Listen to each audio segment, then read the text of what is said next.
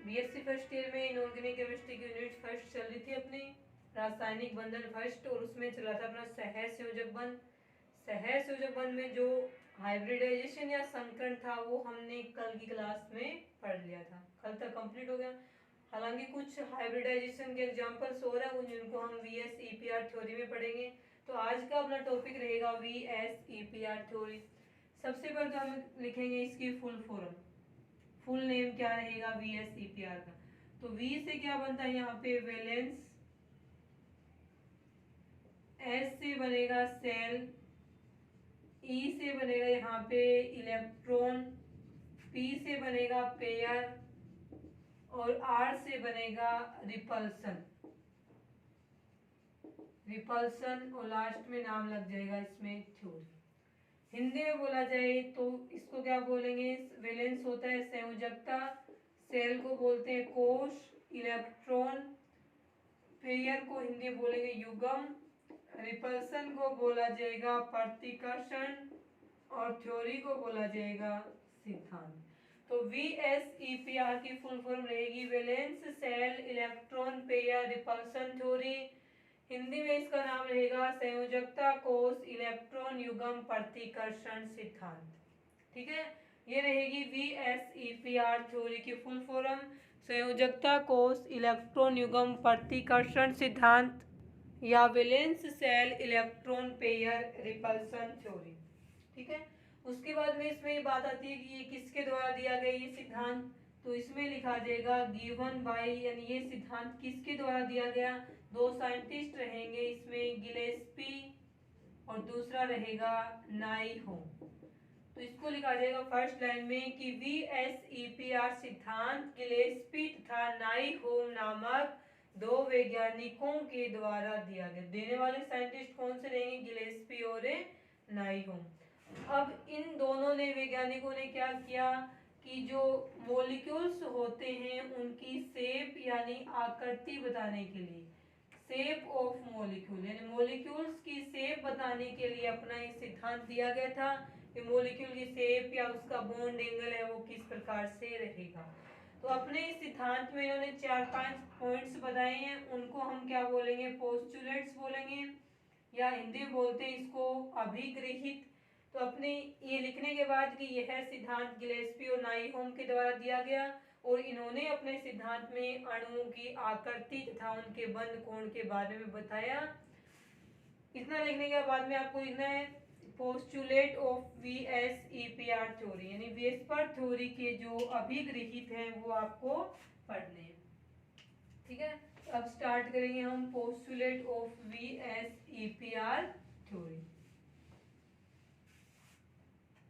Postulate जिसको हिंदी में बोलेंगे हम अभिगृहित। 5 है वो पांचों पढ़ने। तो देखें पोस्टुलेट कौन कौन से रहेंगे वेस्पर थ्योरी के। तो इसका जो सबसे पहला पोस्टुलेट है उसमें क्या लिखा जाएगा, वेस्पर थ्योरी के द्वारा क्या बताया गया, तो वो रहेगा कि यदि किसी भी मॉलिक्यूल में केंद्रीय परमाणु यानी सेंट्रल एटम के पास केवल और केवल बॉन्ड पेयर ही उपस्थित हों और वहां पे लोन पेयर क्या हों, अनुपस्थित हो, केवल बॉन्ड पेयर उपस्थित हो और लोन पेयर वहां पे अनुपस्थित हो, तो उस अणु या आयन की ज्यामिति उसके संकरण के प्रकार के द्वारा निर्धारित की जाएगी तथा वह नियमित ज्यामिति होती है।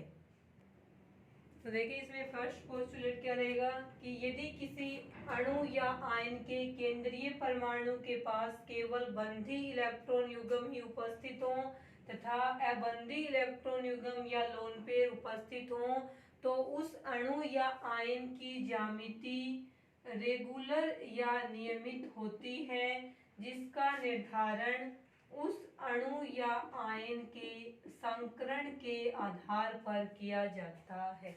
ये रहेगा फर्स्ट पोस्टुलेट, केवल बॉन्ड पेयर प्रेजेंट हो, लोन पेयर अनुपस्थित हो, तो उस अणु या आयन की ज्यामिति नियमित या रेगुलर होती है, जिसका निर्धारण उस अणु या आयन के केंद्रीय परमाणु के संकरण के प्रकार से किया जाता है। ये हम पहले ही पढ़ चुके हैं। संकर्ण किस प्रकार का रहेगा, तो बॉन्ड एंगल क्या रहेगा और उसकी ज्यामिति है वो क्या रहेगी। तो ये रहेंगे संकर्ण के प्रकार।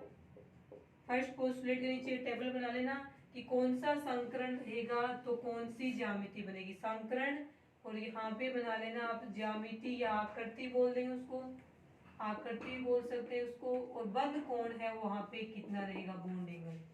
एसपी संकर्ण होने पे लीनियर या रेखीय ज्यामिति बनेगी, बॉन्ड एंगल 180 डिग्री का रहेगा।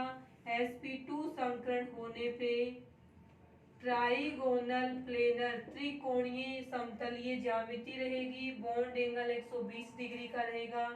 sp3 संकर्ण होने पर ज्यामिति चतुष्फलकीय रहेगी और बॉन्ड एंगल 109 डिग्री 28 मिनट का रहेगा। sp3d संकर्ण होने पर ज्योमेट्री ट्राइगोनल बाई पिरामिडी यानी कि त्रिकोणीय द्विपिरामिडी होगी और बॉन्ड एंगल रहेंगे वहां पे 120 डिग्री और 90 डिग्री का। और संकर्ण sp3d2 होने पर ज्योमेट्री रहेगी ऑक्टाहेड्रल या अष्टफलकीय, बॉन्ड एंगल रहेगा इसमें 90 डिग्री का। तो फर्स्ट पोस्टुलेट के नीचे टेबल बनाना कि यदि किसी अणु या आयन के केंद्रीय परमाणु के पास केवल बॉन्ड पेयर या बंधी इलेक्ट्रॉन युग्म उपस्थित हों तथा वहां पे लोन पेयर अनुपस्थित हों तो उस अणु या आयन की ज्यामिति नियमित या रेगुलर होती है तथा उस ज्यामिति का निर्धारण उस अणु या आयन के केंद्रीय परमाणु के संकर्ण के प्रकार की सहायता से किया जाता है। ये रहेगा वेस्पर थ्योरी का फर्स्ट पोस्टुलेट। और किस प्रकार का संकर्ण हो अणु के केंद्रीय परमाणु का तो किस प्रकार की ज्यामिति और किस प्रकार का बॉन्ड एंगल है वो इस टेबल में लिखा हुआ है। आगे समझ में। उसके बाद हमें पढ़ना है यहाँ पे सेकंड पोस्टुलेट वेस्पर थ्योरी का। तो देखें इसमें क्या लिखा जाएगा। सेकंड पोस्टुलेट रहेगा इसका कि यदि पहले वाले में क्या था, केवल केंद्रीय परमाणु के पास क्या थे, बंधी इलेक्ट्रॉन युग्म थे, लोन पेयर अनुपस्थित थे। जबकि सेकंड में क्या लिखना है आपको कि यदि किसी अणु के केंद्रीय परमाणु के पास बॉन्ड पेयर यानी बंधी इलेक्ट्रॉन युग्म, बंधी इलेक्ट्रॉन युग्म कौन से होते हैं, जैसे ए बी, तो ये बॉन्ड के इलेक्ट्रॉन क्या कहलाएंगे, बंधी इलेक्ट्रॉन युग्म कहलाएंगे। और ऐसे अकेले प्रेजेंट होते हैं ना जो बॉन्ड नहीं बनाते, वो लोन पेयर या अबंधी कहलाएंगे। तो वेस्पर थ्योरी का सेकंड पोस्टुलेट रहेगा यदि किसी अणु या आयन के केंद्रीय परमाणु के पास केवल बॉन्ड पेयर उपस्थित हों तथा लोन पेयर वहां पे अनुपस्थित हों, सॉरी लोन पेयर भी क्या हो उपस्थित हो, बॉन्ड पेयर के साथ साथ लोन पेयर भी उपस्थित हो वहां पे, तो बॉन्डिंग पेयर के साथ साथ में यदि लोन पेयर भी उपस्थित हो। सेकंड पोस्टुलेट में क्या लिखा जाएगा, यदि किसी अणु या आयन के केंद्रीय परमाणु के पास बंधी इलेक्ट्रॉन युग्म के साथ साथ में अबंधी इलेक्ट्रॉन युग्म या लोन पेयर उपस्थित हो तो उस अणु या आयन की ज्यामिति रेगुलर नहीं होकर के डिस्टोर्टेड या विकृत हो जाती है। ठीक है, फर्स्ट वाले में रेगुलर थी। रेगुलर कब थी, जब अणु के या केंद्रीय परमाणु के पास केवल क्या हो, बॉन्ड पेयर उपस्थित हो, लोन पेयर अनुपस्थित हो। सेकंड में ये लिखा जाएगा यदि किसी अणु या आयन के केंद्रीय परमाणु के पास बॉन्ड पेयर के साथ साथ लोन पेयर भी उपस्थित हो तो bond pair lone pair repulsion के कारण, बॉन्ड पेयर लोन पेयर प्रतिकर्षण के कारण उस अणु या आयन की आकृति या ज्यामिति नियमित नहीं होकर डिस्टोर्टेड या विकृत हो जाती है। और यहाँ पे लोन पेयर और बॉन्ड पेयर के बीच जो रिपल्सन का ऑर्डर है वो क्या रहेगा, देखें तो यहाँ पे हम लिखेंगे रिपल्सन ऑर्डर, प्रतिकर्षण का क्रम क्या रहेगा। तो सबसे पहले हम यहाँ पे क्या लिखेंगे, सबसे ज्यादा प्रतिकर्षण होता है लोन पेयर के बीच में, दो लोन पेयर हो उनके बीच में प्रतिकर्षण सबसे ज्यादा रहेगा। उसके बाद में रहेगा लोन पेयर बॉन्ड पेयर के बीच में, उससे कम प्रतिकर्षण होगा लोन पेयर बॉन्ड पेयर का, और सबसे कम रिपल्सन या प्रतिकर्षण होगा बॉन्ड पेयर के बीच में। ठीक है, ये याद रखना, ये आगे अपने को ज्योमेट्री या बॉन्ड एंगल का निर्धारण करने में काम में आएगा। तो सबसे ज्यादा लोन पेयर का रिपल्सन, उससे कम लोन पेयर बॉन्ड पेयर का, और सबसे कम प्रतिकर्षण रहेगा यहाँ पे बॉन्ड पेयर के बीच में प्रतिकर्षण। ठीक है, ये रहेगा इसका सेकंड पोस्टुलेट। और कितने लोन पेयर उपस्थित हो तो किस प्रकार से ज्यामिति बनेगी, ये सब हम 5 पोस्टुलेट होने के बाद में पढ़ेंगे। सेकंड पोस्टुलेट हो गया। उसके बाद में देखें आप इसका थर्ड पोस्टुलेट वेस्पर थ्योरी का।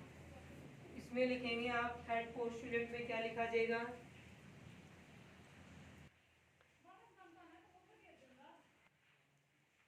ठीक है। तीसरा पोस्टुलेट देखिए इसका क्या रहेगा।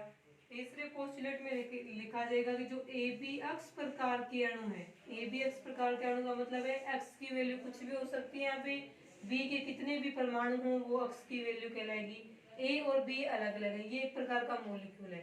तीसरे पोस्टुलेट में लिखा जाएगा कि ए बी अक्ष प्रकार के जो अणु होते हैं उनमें बी परमाणु की ईयन बढ़ने के साथ साथ उस अणु का बॉन्ड एंगल या बंध कोण कम होता जाता है। सबसे पहली बात, बंध कोण क्या होता है, जैसे अपने पास हो AB2 AB3 का अणु है, इसको हमने बना लिया इस प्रकार से, एक केंद्रीय परमाणु है और ये लिख दिया 3 बी जुड़े हुए हैं इससे। इसमें ए तो क्या है केंद्रीय परमाणु, और बी क्या रहेंगे इसके अंदर परिधीय परमाणु, क्योंकि ये परिधि पे उपस्थित है। तो बॉन्ड एंगल ये वाला बनाएंगे या ये वाला बनाएंगे, तो इसमें क्या लिखा जाएगा, किसी अणु में दो निकटवर्ती बंधों के, निकटवर्ती का मतलब है पास पास स्थित, किसी अणु में दो निकटवर्ती बंधों के बीच का कोण उसका बंध कोण कहलाएगा। ये वाला क्या होगा, बंध कोण होगा, क्योंकि ये पास पास वाले बॉन्ड है ना उनके बीच का बंध कोण। जबकि ये वाला क्या है, इस बॉन्ड और इस बॉन्ड के बीच का कोण है। जब इन दोनों बॉन्ड के बीच में ये बॉन्ड प्रेजेंट है तो ये दोनों बॉन्ड आपस में निकटवर्ती बॉन्ड नहीं कहलाएंगे। तो बंध कोण की डेफिनेशन ये होगी कि किसी अणु में दो निकटवर्ती, दो पास पास स्थित बंधों के बीच का कोण उस अणु का बंध कोण कहलाता है। ये लिखना है आपको। तो इसमें ये लिखा जाएगा कि एपीएक्स प्रकार के अणुओं में बी परमाणु जो परिधीय परमाणु है उनकी ईयन बढ़ने के साथ साथ में अणु का बंध कोण कम होता जाता है, ये लिखना है। अब किस प्रकार से कम होगा, तो इसका एग्जांपल देखें आप। एग्जांपल में लिखा जाएगा जैसे है PI3 BR3 PCl3 और F3, ये 4 है अपने पास में। इसमें जो PI3 ए बी एक्स प्रकार का ना, इसमें अक्ष ए क्या है P, बी किस जगह है, ये हेलोजन लिख दिए, और 3 है वो अक्ष की वैल्यू लिख दी। अब इनमें देखते हैं हम, इसमें परिधीय परमाणु बी जुड़ा हुआ है, इसमें आयोडीन है, इसमें ब्रोमीन है, इसमें क्लोरीन है और इसमें फ्लोरीन है। तो PI3 से PF3 की तरफ जा रहे हैं तो बॉन्ड एंगल क्या हो, सॉरी बी परमाणु है उसकी ईयन बढ़ती जा रही है, उसके ईयन का मतलब विद्युत ऋणात्मकता बढ़ती जा रही है, तो बंध कोण कम होता जाएगा। किस प्रकार से वो कम, देखो इन दो का देख लें, बीच वाले मध्यवर्ती रहेंगे। तो फास्फोरस में ये केंद्रीय परमाणु, इन चारों में ही क्या रहेगा, संकरण sp3 रहेगा। sp3 रहेगा तो एक में क्या रहेंगे लोन पेयर, बाकी बचे हुए जो 3 हैं उनमें क्या है, उनके साथ में आयोडीन जुड़ा हुआ रहेगा। इसमें जुड़ा हुआ रहेगा फास्फोरस लोन पेयर, और उसके साथ में 3 फ्लोरीन है वो यहाँ पे जुड़े हुए हैं। ठीक है, उसके बाद देखिए इसमें क्या आएगा, PI3 है, इस प्रकार से बना दिया। अब फास्फोरस और आयोडीन में से ज्यादा ईएन किसकी है, फास्फोरस की है। तो बॉन्ड के इलेक्ट्रॉन, किसी बंध के इलेक्ट्रॉन उस बंध से जुड़े हुए दोनों परमाणुओं में से उस परमाणु के पास में अधिक रहते हैं जिसकी ईएन ज्यादा होती है, विद्युत ऋणात्मकता ज्यादा होती है। अब इस बॉन्ड में उपस्थित फास्फोरस और आयोडीन में से ज्यादा ईएन फास्फोरस के, तो बॉन्ड के इलेक्ट्रॉन यहाँ पे रहेंगे। ऐसा ही इस बॉन्ड में होगा, इन दोनों में फास्फोरस और आयोडीन में से फास्फोरस की ईएन ज्यादा है, बॉन्ड के इलेक्ट्रॉन यहाँ रहेंगे। अब देखो इस बॉन्ड के इलेक्ट्रॉन इस बॉन्ड के इलेक्ट्रॉनों के बीच की दूरी कम है, दूरी कम है तो दूरी कम होगी तो वहां प्रतिकर्षण होगा, क्योंकि ये भी इलेक्ट्रॉन है नेगेटिव चार्ज वाले और ये इलेक्ट्रॉन भी नेगेटिव चार्ज वाले। इन दोनों बॉन्ड के इलेक्ट्रॉनों के बीच की दूरी कम होने से प्रतिकर्षण ज्यादा होगा, प्रतिकर्षण ज्यादा होगा तो ये बॉन्ड इस साइड खिसकेगा, ये बॉन्ड इस साइड खिसकेगा। अब ये खिसक के यहाँ आ गए दोनों बॉन्ड, पहले बॉन्ड एंगल इतना था अब बॉन्ड एंगल इतना हो गया। तो देखो इसमें आयोडीन है कि परिधीय परमाणु बी है, ईएन कम है, ईएन कम है तो बॉन्ड एंगल ज्यादा, ईएन ज्यादा है तो बॉन्ड एंगल कम है ना, यानी ईएन है परिधीय परमाणु की, तो इसमें बॉन्ड एंगल रिपल्सन ज्यादा होने से बढ़ गया। फास्फोरस की तरफ चलते हैं, इस साइड चल रहे हैं तो हेलोजन परमाणु या बी परमाणु की ईएन बढ़ती जा रही है, यहाँ तक आगे हम चलते चलते। अब देखो इसमें फास्फोरस और फ्लोरीन में से अधिक ईएन फ्लोरीन की आवर्त सारणी में ईएन सर्वाधिक होती है 4.0। फ्लोरीन की ईएन ज्यादा तो इस बॉन्ड के इलेक्ट्रॉन फ्लोरीन की तरफ रहेंगे, इस बॉन्ड में भी फ्लोरीन की ईएन ज्यादा तो बॉन्ड के इलेक्ट्रॉन फ्लोरीन की तरफ रहेंगे। तो अब देखो इस बॉन्ड के इलेक्ट्रॉन और इस बॉन्ड के इलेक्ट्रॉन पे सेम चार्ज है नेगेटिव, लेकिन इन दोनों के बीच की दूरी ज्यादा है, बॉन्ड के इलेक्ट्रॉनों की दूरी ज्यादा है, इसकी तुलना में दूरी ज्यादा रहेगी तो रिपल्सन प्रतिकर्षण कम होगा, तो ये बॉन्ड एंगल इतना सा ही खिसकेगा आगे।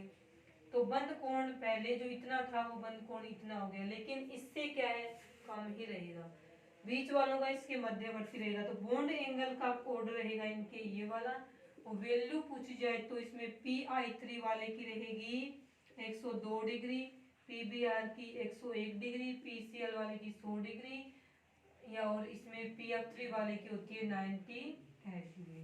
तो इसमें लिखा जाएगा कि ABX प्रकार के अणुओं में बी परमाणु या परिधीय परमाणु की ईएन बढ़ने के साथ साथ में बंद कोण क्या होता जाएगा कम होता जाएगा, ये इसका कारण रहेगा। और ये इसका एक एग्जांपल रहेगा कि PI3 से PF3 की तरफ चलने पर बी परमाणु हेलोजन है यहाँ पे, उसकी ईएन बढ़ती जा रही है तो उसके साथ साथ में इनका बंद कोण क्या होता जा रहा है कम होता जा रहा है। ये रहेगा इसका थर्ड पोस्टुलेट।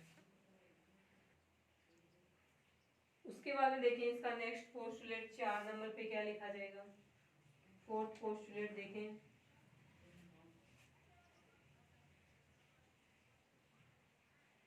फोर्थ पोस्टुलेट में क्या लिखा जाएगा, सेम बॉन्ड एंगल पे ही है। फोर्थ पोस्टुलेट भी किसका है बॉन्ड एंगल का ही है, तो यहाँ पे लिखेंगे आप फोर्थ पोस्टुलेट। इसमें थोड़ा अपोजिट आएगा वो, इसमें तो हमने देखा है बी परमाणु का परिधीय परमाणु का, फोर्थ पोस्टुलेट में लिखेंगे हम केंद्रीय परमाणु की है। तो इसमें लिखा जाएगा कि जो ए बी अक्ष प्रकार के अणु हैं उनमें केंद्रीय परमाणु ए है, ए की ईएन केंद्रीय परमाणु ए की विद्युत ऋणात्मकता या ईएन इंक्रीज होने के साथ साथ उनका बंध कोण या बॉन्ड एंगल बढ़ता जाता है। ठीक है, तो फोर्थ पोस्टुलेट इसमें तो क्या था बी परमाणु की ईएन थी, परिधीय परमाणु की ईएन थी। देखें इसमें फोर्थ पोस्टुलेट में लिखा जाएगा कि ए बी अक्ष प्रकार के अणुओं में केंद्रीय परमाणु ए की ईएन बढ़ने के साथ साथ बंध कोण बढ़ता जाएगा। ठीक है, अब इसका एग्जांपल देखें किस प्रकार से बढ़ेगा। एग्जांपल में हमने ले लिया, एक तो लिया है H2O और सेकेंड हमने क्या ले लिया इसमें H2S ले लिया, H2O और एक यहाँ पे हमने क्या ले लिया H2S। H2S नहीं लिखे, दूसरा देखें तो H2O के बाद में एक हमने ले लिया H2SE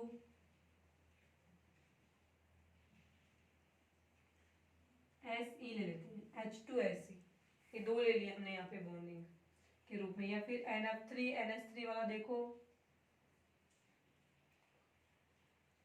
ठीक है, ये दोनों देख लेते हैं हम H2O और H2SE। या फिर इसके बीच वाले पूरी सीरीज देखें H2S H2SE H2T, ये चारों देख लेते हैं। इसमें केंद्रीय परमाणु क्या है ऑक्सीजन सल्फर सेलेनियम टेलुरियम, इस प्रकार से चलते हैं। एक ही सीरीज में पी ब्लॉक के 16वें वर्ग के तत्व हैं ऑक्सीजन सल्फर सेलेनियम और टेलुरियम। परिधीय परमाणु एक जैसे हाइड्रोजन जुड़े हुए हैं, तो इसमें लिखा जाएगा जैसे इसमें ऑक्सीजन है केंद्रीय परमाणु, इसमें सल्फर है, इसमें सेलेनियम है, इसमें क्या है टेलुरियम। इस साइड चल रहे हैं तो ईएन क्या होती जा रही है कम होती जा रही है, तो बॉन्ड एंगल भी क्या होना चाहिए कम होना चाहिए, होता है या नहीं हो देखें। एक H2O का देख लें, एक लास्ट वाला देख लें, तो ये H2O इन चारों में ही संकरण क्या है वही संकरण रहेगा, sp3 संकरण है इन चारों में। इसमें रहेगी स्ट्रक्चर ये वाली, लास्ट वाला में टेलुरियम इस प्रकार से रहेगा, और ये वाली रहेगी इसकी स्ट्रक्चर। आगे समझ में। अब देखें इसमें क्या होगा कि इस बॉन्ड इन दोनों में से ईएन ऑक्सीजन की ज्यादा है, बॉन्ड के इलेक्ट्रॉन यहाँ रहेंगे। इस बॉन्ड में भी ऑक्सीजन की विद्युत ऋणात्मकता ज्यादा है, बॉन्ड के इलेक्ट्रॉन यहाँ रहेंगे। जिसकी ईएन ज्यादा होगी बॉन्ड में से जुड़े हुए परमाणुओं में से, उस बॉन्ड के इलेक्ट्रॉन उसी परमाणु की तरफ रहेंगे। अब H2 में से हाइड्रोजन की ईएन ज्यादा होती है, हाइड्रोजन की ईएन 1 नहीं होती, 2.1 होती है, टेलुरियम से ज्यादा है, तो बॉन्ड के इलेक्ट्रॉन हाइड्रोजन की तरफ रहेंगे, इस बॉन्ड के इलेक्ट्रॉन भी हाइड्रोजन की तरफ रहेंगे। अब देखो यहाँ पे इन इलेक्ट्रॉनों के बीच की दूरी कम होगी, दूरी कम होगी तो रिपल्सन ज्यादा होगा, प्रतिकर्षण ज्यादा होता है, ये बॉन्ड यहाँ आ गया और ये बॉन्ड यहाँ आ गया प्रतिकर्षित होने से, तो बॉन्ड एंगल इंक्रीज हो गया। केंद्रीय परमाणु की ईएन ज्यादा हुई तो बॉन्ड एंगल भी रिपल्सन बढ़ने से इंक्रीज हो गया। यहाँ पे देखो इन दोनों बंधों के इलेक्ट्रॉनों के बीच की दूरी ज्यादा है, दूरी ज्यादा है यहाँ पे, तो प्रतिकर्षण क्या है, कम होगा। प्रतिकर्षण कम होगा तो बॉन्ड एंगल है वो इंक्रीज नहीं होगा, बॉन्ड एंगल इतना का इतना ही रह जाएगा। इंक्रीज होगा तो थोड़ा बहुत इंक्रीज होगा, इसके जितना इंक्रीज है वो नहीं होगा। बीच वालों के इनके मध्यवर्ती रहेंगे तो इनके बॉन्ड एंगल का ऑर्डर रहेगा ये वाला। ठीक है, तो इसमें क्या लिखा जाएगा कि केंद्रीय परमाणु की किसी अणु में केंद्रीय परमाणु की ईएन इस साइड चल रहे हैं, कम होती जा रही है, ईएन कम होती जाएगी तो बॉन्ड एंगल भी कम होता जा रहा है। तो इन थर्ड पोस्टुलेट और फोर्थ पोस्टुलेट से आपके दो फॉर्मूले वो बनते हैं, डायरेक्ट फॉर्मूले याद रखने से क्वेश्चन सोल्व हो जाएंगे। आपको इसके केवल दो फॉर्मूले याद रखने हैं, थर्ड और फोर्थ वाले में से दो फॉर्मूले कौन से बनेंगे वो देखें आप। दो फॉर्मूले ये वाले बनते हैं इसके अंदर। फर्स्ट फॉर्मूला रहेगा EN ऑफ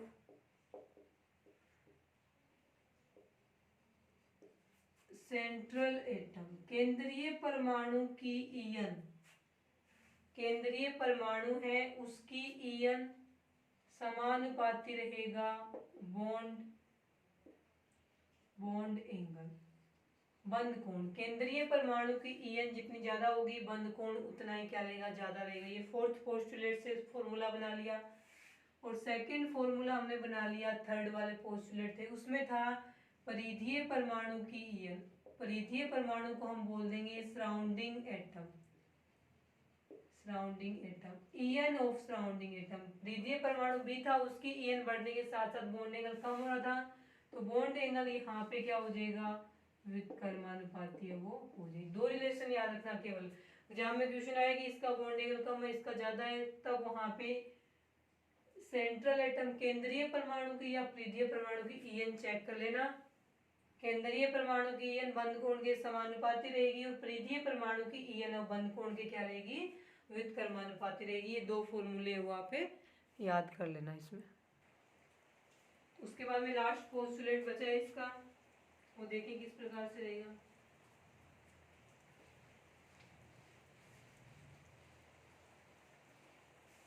फिफ्थ पोस्टुलेट है, उसमें लिखा जाएगा कि किसी अणु या आयन के केंद्रीय परमाणु के पास बॉन्ड पेयर के साथ साथ बंधी इलेक्ट्रॉन युग्म के साथ साथ में यदि लोन पेयर भी उपस्थित हो, तब वे लोन पेयर कहाँ पे हो, उस लोन पेयर की उस अणु की आकृति या ज्यामिति में यदि एक दो या दो से अधिक संभावनाएं बन रही हैं कि हो सकता है लोन पेयर यहाँ प्रेजेंट हो सकता है लोन पेयर यहाँ प्रेजेंट हो, तब उसमें से सही ज्यामिति या स्थायी ज्यामिति या आकृति वो बनेगी जहाँ पे प्रतिकर्षण उस लोन पेयर का किसी बॉन्ड पेयर के साथ में प्रतिकर्षण क्या रहे, न्यूनतम रहे, वही संरचना उसकी क्या रहती है, स्थायी संरचना रहेगी। तो इसमें लिखा जाएगा कि यदि किसी लोन पेयर युक्त किसी भी अणु या आयन की ज्यामिति बनाते समय लोन पेयर उस स्थिति में रहेगा जहां पे लोन पेयर प्रतिकर्षण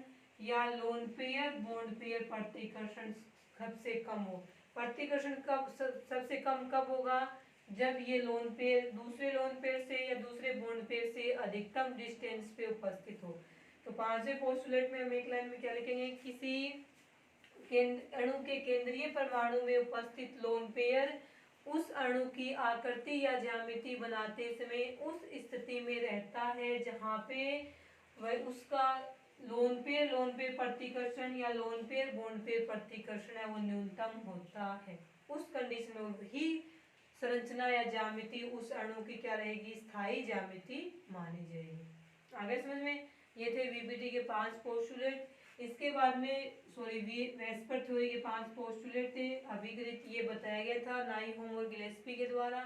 अब ये जो वेस्पर थ्योरी की सहायता से विभिन्न जो एग्जांपल्स हैं, जैसे NH3 का मॉलिक्यूल है, H3O पॉजिटिव का मॉलिक्यूल है, SF4 मॉलिक्यूल है, ClF3 मॉलिक्यूल है, इन सभी अणुओं की ज्यामिति किस प्रकार से बनेगी, आकृति किस प्रकार से बनेगी, लोन पेयर इनके बॉन्ड एंगल को किस प्रकार से प्रभावित करेंगे, ये सब एग्जाम्पल हम कल की क्लास में पढ़ेंगे। आज के लिए इतना ही।